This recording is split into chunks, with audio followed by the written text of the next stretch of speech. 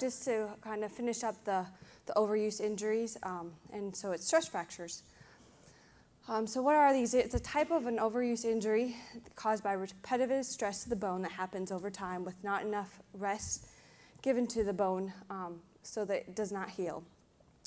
It's most commonly occurs in the tibia and the metatarsals, but it can be or occur in any bone.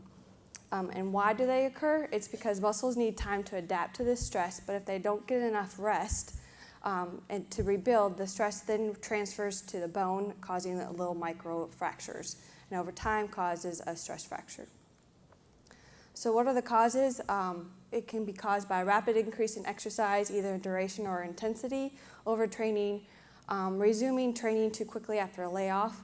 One example of this is I recently was up with my nephews, and he had all summer off, and he had just started back to soccer, and I show up, and he gets off the bus, and he's limping, and they were kind of surprised that I picked up on the limping. I'm like, really? Do you know what I do? And then excessive impact on hard surfaces and improper footwear. And who can get stress fractures? Anyone. You don't have to be an athlete to get a stress fracture. Anybody can have a stress fracture. But the ones that are at greatest risk, of course, are the athletes, specifically in those that have repetitive actions such as cross country, any running, track, soccer, basketball, gymnastics.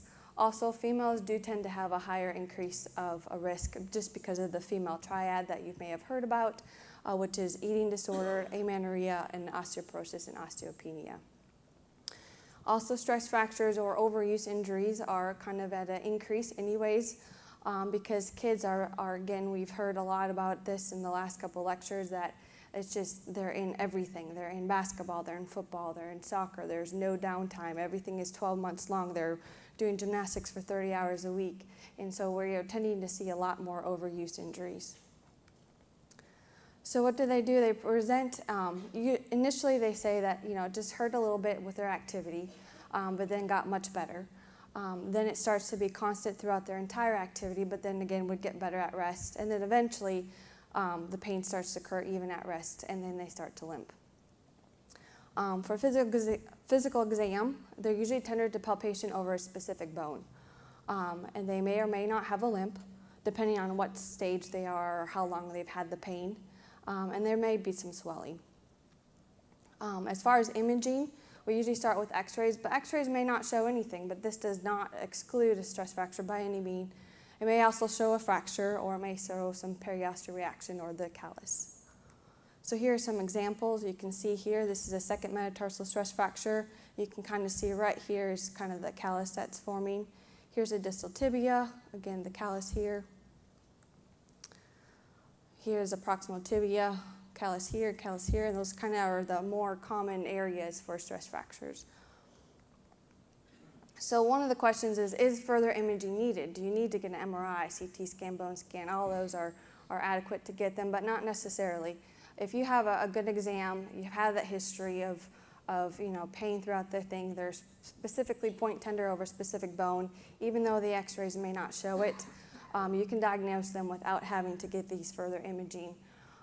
Because bottom line is an overuse injury is basically treated the same as a stress fracture anyways. But then I have this word scenario down here, and everybody that may have heard or know me know this scenario. About, 5-6 years ago, maybe even longer now, I was training for a marathon. I do like to run a lot, and I increased my weekly mileage, and about 2 weeks out from the marathon, I started to have a little bit of pain. But you're hard-headed, of course you increase your mileage, it's okay, you would just go run through it. I think Dr. Jack said, do you think? So I go run the marathon. Mile 15 hurts a lot, really a lot. Finished it, limped, couldn't really get back to the hotel, but got there. Showed up to work on Monday. Yep, Dr. Jack says, you have a stress fracture. I said, no, I don't. Nope, not at all. So what do? She ordered me a bone scan. There's my proof. I had 2 of them. So again, when you see it, again, you're treating the parents too, okay? And so you may not be definite that is it a definite stress fracture, but you may just need that proof because you're going to be taking them out. You're going to say you're out of running for 6 weeks, which again, to a runner, death, okay? To a gymnast, again, it's a lot. You cry. okay? So you may need that proof, and you just may want, definite sure that it is definitely a stress fracture. So again, treatment, you've heard about this throughout the other ones, is rest and some more rest and some more rest. And how you do that, again, it differs between patients, between where they are, how long they've had it. Typically, if you have a stress fracture of a tibia or a metatarsal, you're going to be put in a cam boot or a short leg cast for 4 to 6 weeks, okay? We typically put kids in cast just because they can't take it off. I said with or without crutches because if they're hurting still with the boot or the cast on, you're going to have to give them the crutches because you're going to have to make them non-weight bearing. So then when do they return to sports? Well, after that 4 to 6 weeks, if they're no longer having any pain, they're no longer point tender, the x-ray shows some adequate bone healing, then you can start to talk about slowly getting them back to their activity. Again, very slowly.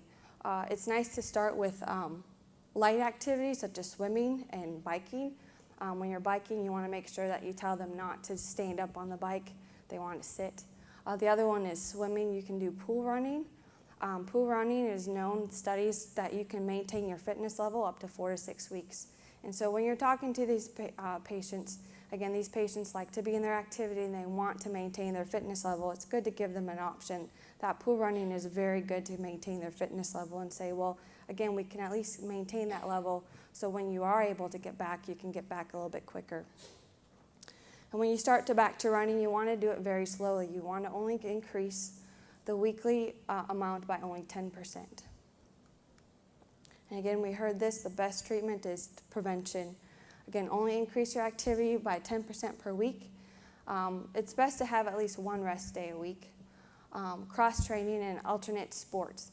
This is good and beneficial because each sport, each activity, whether it be biking, running, swimming, you use different muscles, and so that gives the other muscles time to rest and to adapt to the stresses that are there. Proper shoe wear. You need to change the shoes. That's, with kids, it's probably not as needed as adults just because, again, kids are growing and so they, go through 2 shoe size a summer. But again, you want to pay attention that they do have proper shoe wear. For runners, you want to change every 300 miles. You want to stretch the muscles, and then don't play or run through pain. If it hurts, there's a reason that you have the pain. And again, patients, myself included, can be hard-headed, but again, listen to the pain. Thanks.